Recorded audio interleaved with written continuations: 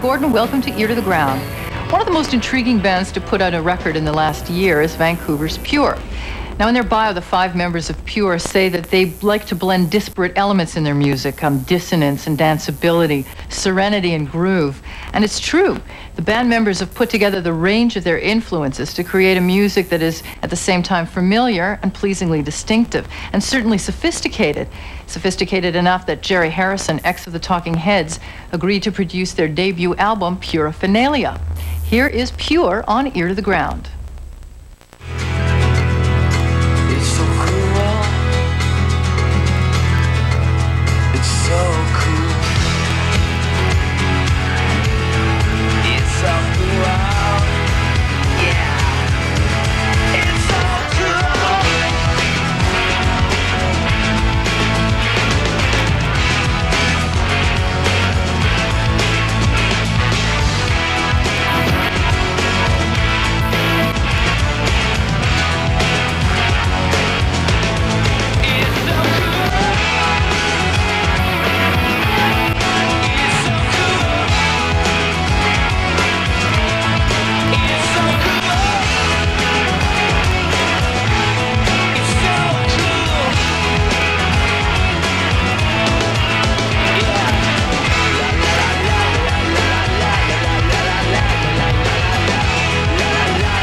Last time I'll be seen with hair like this. Tonight, head to the mountains. I'm gonna cut my hair off, take a mud bath, become a human being once again.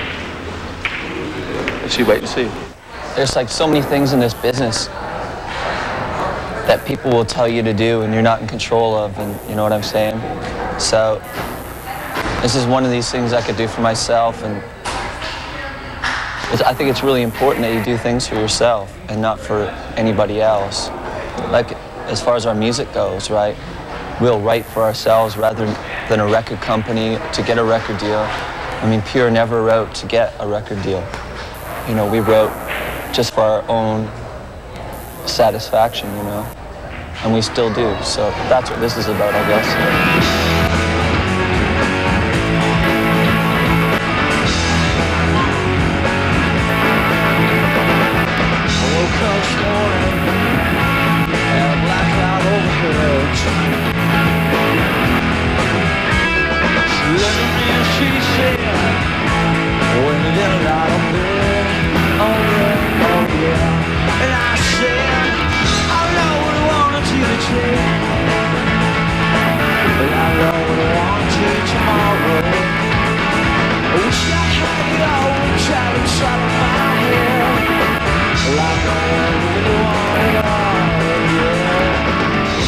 Start thinking of a lot of people, no quite like you love this blue.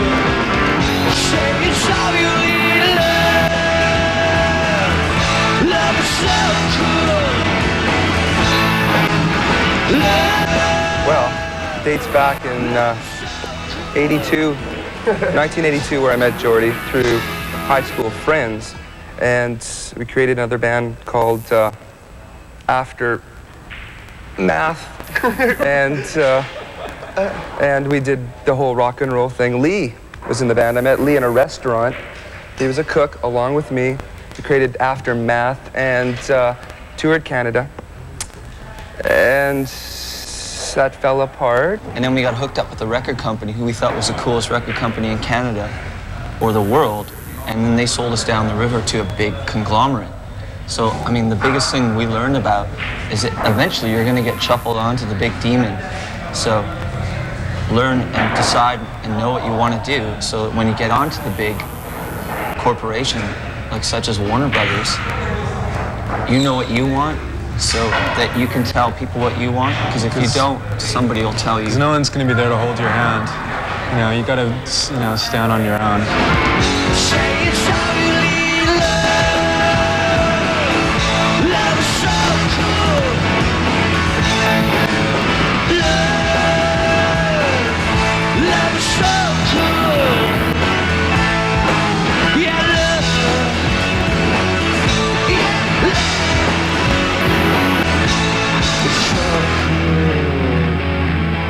funny how people in the band are almost like we've almost known each other through other things, and sort of like friends of Todd's, and you know, Mark's a friend of Todd's, and people who knew Todd, and Dave's a friend of Mark's, and people who knew Mark, and it's weird how it all came together. But yeah, in that sense, I think that we were really lucky that way, that we finally found each other.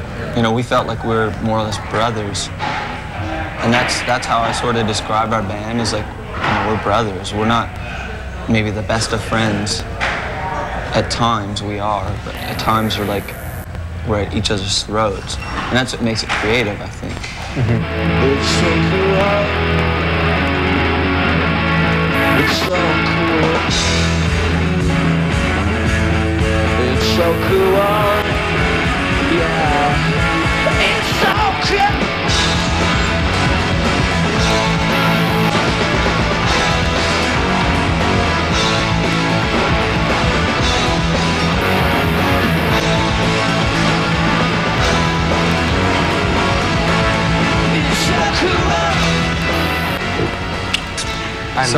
So that's my biggest thing. I is love feeling him, okay about I this love band. him like a brother. You just say that. I do.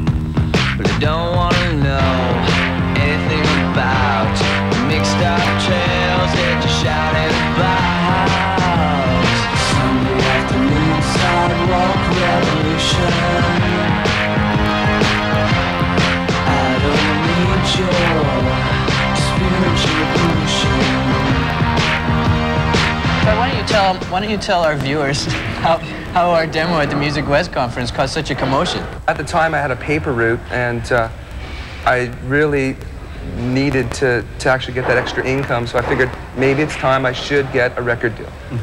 So anyways, went to Music West, went into some demo critiquing sessions, went to this one session where there was Ellen Reed and Ron Gowdy from Restless Records, and Ellen Reed from A&M, and Karen Shook from Warner Chappell Music. So I figured, well, I'm gonna go to this critiquing session and submit my tape. So sure enough, they play the entire song, Pure, and just got rave reviews, and then it all just escalated from there. You know, word of mouth, this is a great band, look out, look out, look out. And then... You can imagine a 6'3", anemic, fang-toothed, drug-addicted, spastic, self-absorbed, quote-unquote genius walks into this room and he goes, "You guys are the next best thing since Guns N' Roses." I don't need your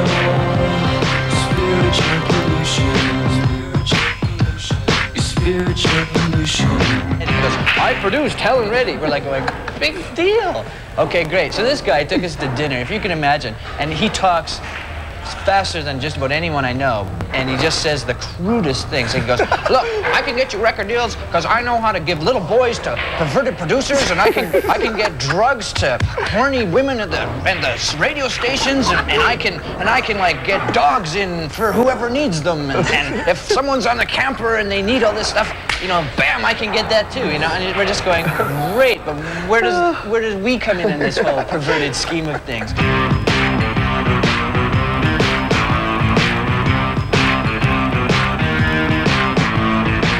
So anyway, his closing statement, the fire alarm is going off. He's going, rah, rah, rah, blah, blah, blah, blah.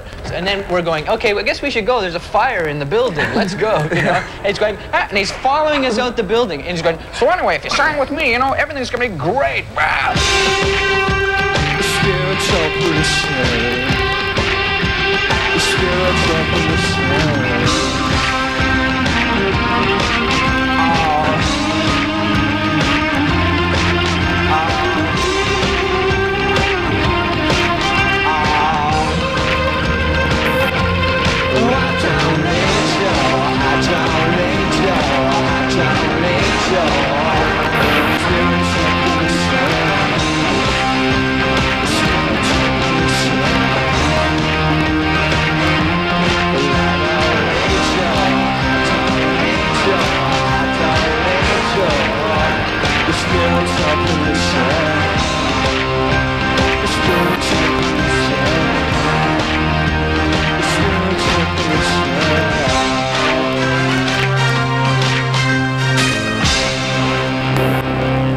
lot of people just in general, it doesn't matter if you're in a band or anything, have trouble trusting people. It's so hard because this world's built on greed, you know, and so everybody's out.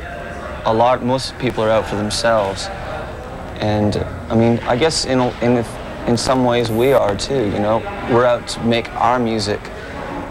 Sometimes it can be a record company against a band, you know. It's like we're out to get our way.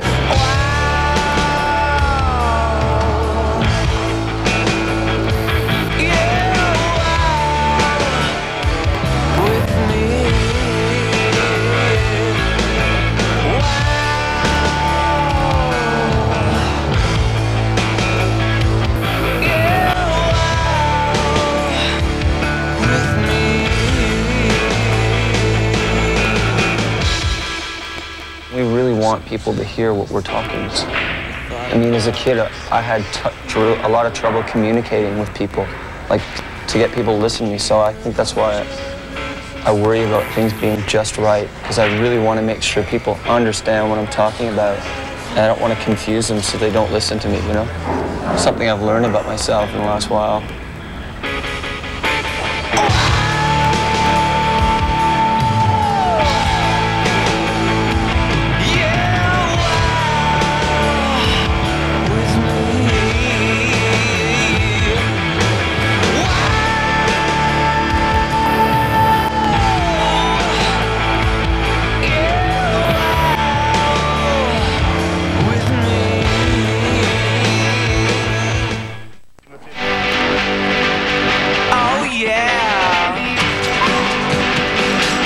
Yeah, I did for politics, a special bag of dirty tricks. Spend more time on your golf game than you ever did with your kids. We used our imaginations to block you out. Now we got supernatural lightning, it's slipping out of our fingers, yeah. You never told me. It's such a blast to be alive. It's such a This job's a breeze. This is a total breeze. It's fun. It's just sometimes you forget that you're actually doing something, right? You just, the experience you were talking about, you start living the experience instead of living life. And you have to watch out because, I mean, our music comes from life.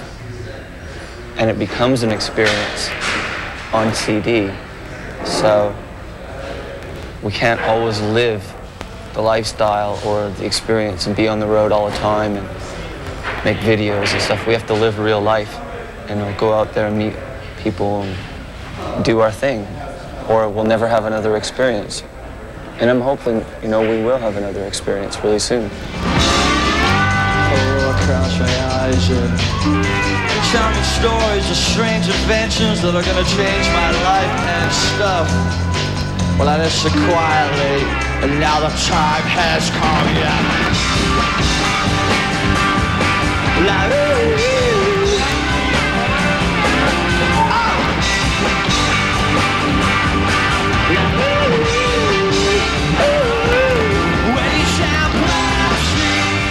It was really nice. There was this package we received at Laurie's office with a blank white T-shirt, and this little girl, 10 years old, stapled the money, the postage to her letter, saying, "Could you sign this T-shirt for my 17-year-old sister? It's her birthday. For the 10-year-old boy for his birthday present?" And they wanted us to sign the T-shirt and send it. It was really cute. I think that what I found going across Canada this last time, we went across and we did like half all ages shows, and I found that a lot of underage people or youth that can't get into bars are the people that are really inspired by the energy from our music, like from Blast, you know, Spiritual Pollution's a good dance tune sort of thing, stuff like that. That's really inspired a lot of, like, our energies inspired the youth a lot.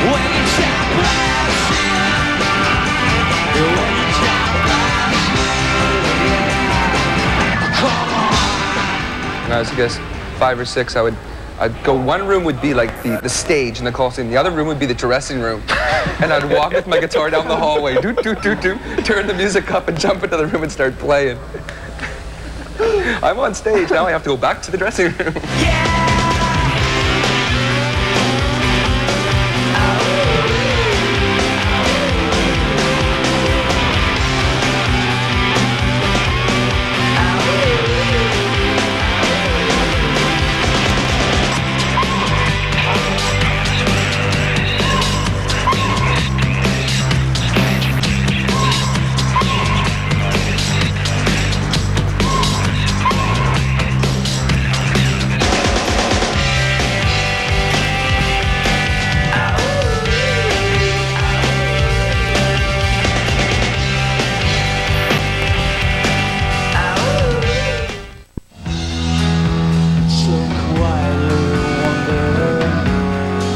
About the way you live.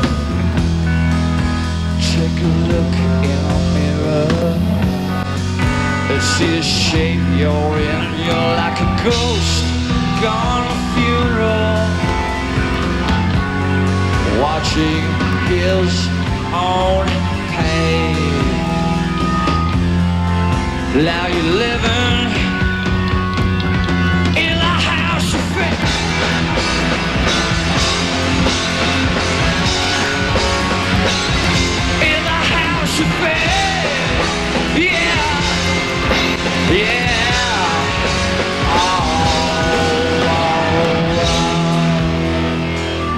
I hate the future. Yeah, it's funny. I was reading Rolling Stone yesterday, a David Geffen article, and he, I thought, made a great point. He said there's no such thing as the future because of what can happen to you. You know, if you die tomorrow, you know, you'll never experience the future. It's true. Yeah, I think that's a really valid point. I mean, you have to live now. That's all you have is now. When we were growing up in television, I mean, everything was the future. The Jetsons, everything was like the Jetsons. I mean, look at that table right there. Like, what kind of design is that? You know, what's that all about, you know? We're brought up in a sort of an age where it's like a future shock. Everybody wanted to be something more, something bigger, something more grandiose. I don't know if that's really important. I don't think that's important at all anymore. If you fight for what you need, everything will come along. And if you fight for something true, your everyone else will follow you. Because we're sick of all the stupid lies and now we breathe. There's one thing that's true, just can't let it be. Make our connection, I'll stand up and fight. Make our connection, yeah, we got one life. Make our connection, but slip your mind, make our connection, but you're someone else, draw your line. I don't know, I think it's just about time that we all just start coming together, you know? We all have to join hands. Don't you agree with that, Mark? I agree. Maybe I'm sounding deeper, you know? I think it's about time. It's like you're just looking at me going, what are you talking about, Todd? Well, hey, talking about love. Universal love. Universal love. I think that you know, when you see Ridley Scott's Blade Runner and you see 2001 and all that, there's a lot of truth to it. I mean, it's gritty and it's really dark and it's really incredibly depressing. And you hope like hell that's not what the world's gonna be like. But I mean, all you have to do is spend a weekend in LA and you're seeing it. Like it's pretty bad. There's a lot of garbage in the world. And I think the worst thing you can do is let it overwhelm you, succumb to the, I think, the dark side of the Force, Luke. Love, knowledge, understanding. Just can't let it be. Sex, love, violence, understanding. Just can't let it be. Come on, yeah. Come on, yeah. Come on, yeah. Come on, yeah. La, la, la, la, la. We're gonna have a good time.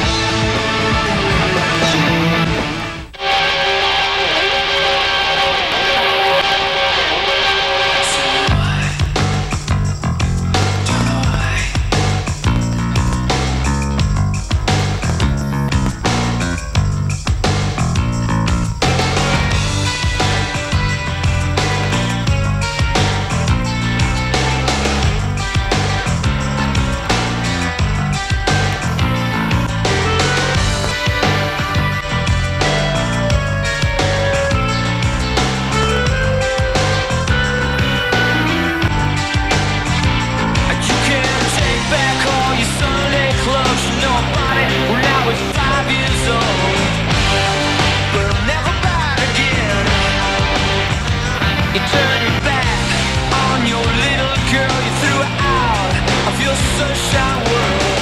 Man, I can't believe the things you said to her. You turned her high hopes into shame. She was as